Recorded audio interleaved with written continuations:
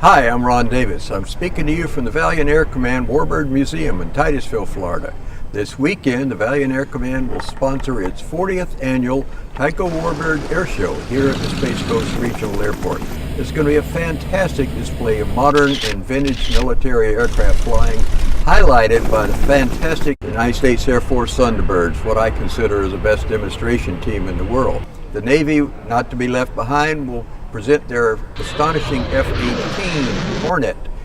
Lots of vintage airplanes going back 100 years, lots of acrobatic airplanes, spectacular fireworks on our Friday night evening event, and aircraft with bright rockets and bright lights on them. It is going to be a phenomenal event for the family, a phenomenal event for the community, and a wonderful tribute to this volunteer-led organization that's been around, as I said, for 40 years. Thank you. Hi, I'm Tim Plunkett, and I'm the owner of these two beautiful aircraft.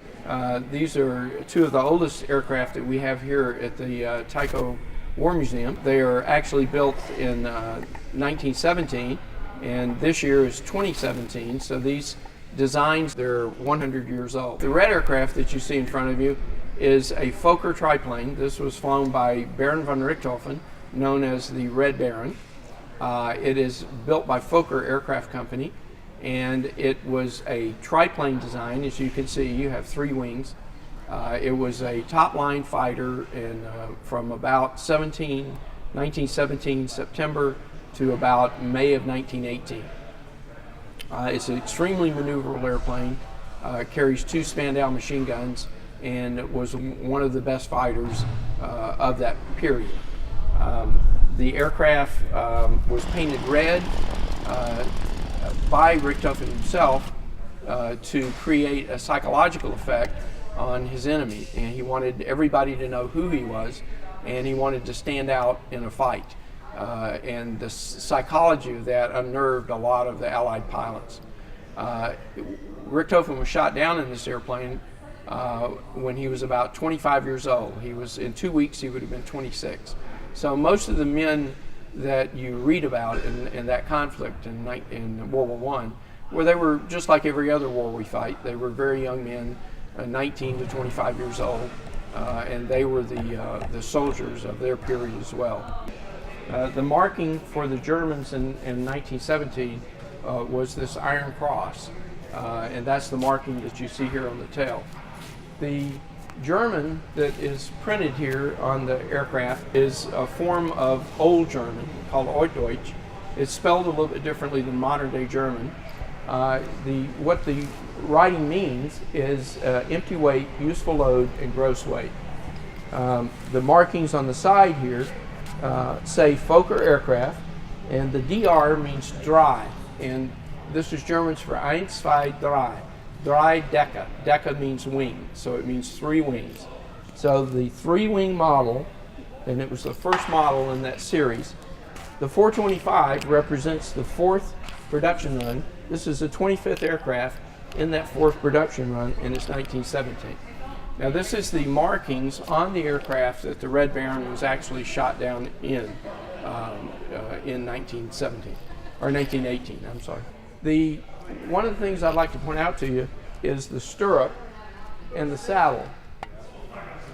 The young men that flew these aircraft were mostly, in the beginning, young cavalry officers. The invention of the machine gun and its use in warfare led to the extinction of the cavalry. It's very easy to mow the cavalry down with modern day machine guns.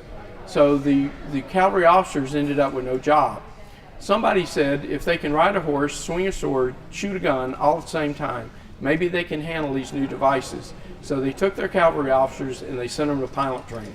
That's why when you see it in the movies, they're wearing riding breeches, riding boots, and carrying a whip. The baton is what they used to beat their horse with. And that was part of their flying uniform because they were ex-cavalry officers. When the designers went to design the aircraft, they said, well, how do pilots get in airplanes? And someone said, well, they're cavalry officers and they mount horses, so why don't we design it like getting on a horse? And that's exactly what they did by putting the stirrup, making the seat look like a saddle, and you literally mount this airplane the same way you mount a horse. The aircraft to the left, this aircraft is a Sopwith Camel. It was a British fighter of the same period. These two aircraft actually fought each other.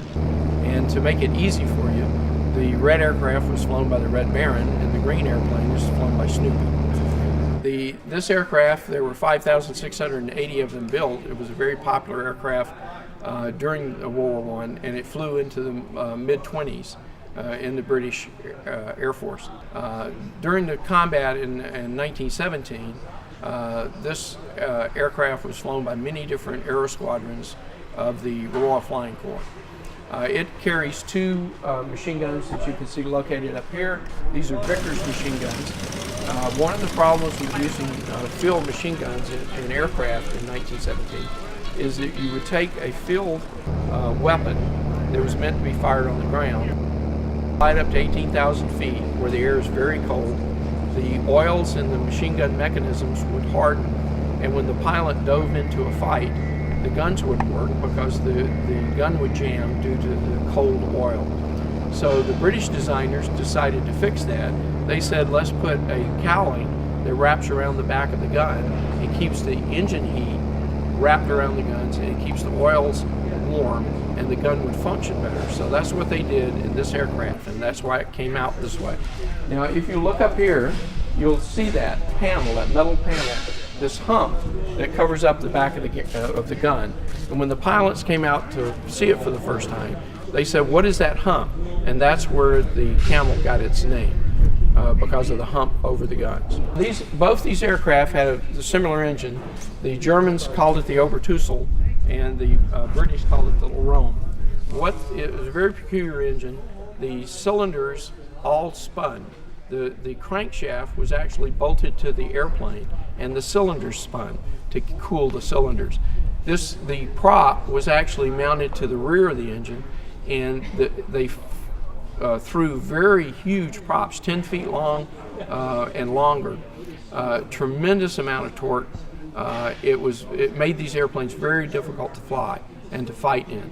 The engines did not have a throttle. They had a magneto system where you could either turn them on or off, and that's basically the only power control that these pilots had. So at one moment the engine's off, the next moment the engine's on, and you get full torque of this huge engine spinning around out there. It created a very difficult situation. While they're trying to fly these unstable airplanes, they're trying to manage this engine, and they're trying to shoot these guns and fight all at the same time. And it's just amazing to me as a modern pilot to even imagine how these guys were able to do this. We have a volunteer staff of folks that will guide you around, and they will explain each and every one of the aircraft and the history behind it. It's a great day spent if you love looking at aircraft, and please come by and enjoy our museum. Okay. I'm Marvin Hamilton, retired Air Force Lieutenant Colonel, here standing behind the first aircraft I flew as an aviation cadet in 1943, Dar Aero Tech, my first contact with this airplane. We had civilian instructors, and they were exceptionally well qualified, great background in flying. Some were crop dusters, some were barnstormers, but they were great instructors and taught us very well. Once we qualified to solo this aircraft, we moved to the next stage in our training, to the BT-13, which was in Greenwood, Mississippi. And I'll never forget, though, my time with this aircraft. A very well built one by Boeing Aircraft Company. Our time here was spent with ground school, learning about the engine, how the airplane was built, its operation. It was built by Boeing Aircraft Company, and very durable aircraft. The instructors, as I stated long earlier, were very good and taught us everything about how the operation of the aircraft was. We even took the engine apart, put it back together, and then flew that engine. One thing I remember about this aircraft, especially in gusty weather, It was very difficult to land, and if you dragged a wing, which is a ground loop, then you were severely chastised for it, and in many cases washed out of the program. In the air, it handles beautifully, it's very durable, and it takes a lot of practice landings, and as a cadet, of course, learning to fly, you have to have durable equipment, and Boeing Company has delivered with this aircraft. I think it's probably one of the best aircraft, structure-wise, that you can fly. I'm currently at the Valiant Air Command Airshow, which is absolutely fantastic. I've never seen one so well-oriented and well-performed. I hope to come back as long as I'm alive to see this show every year. So thank you.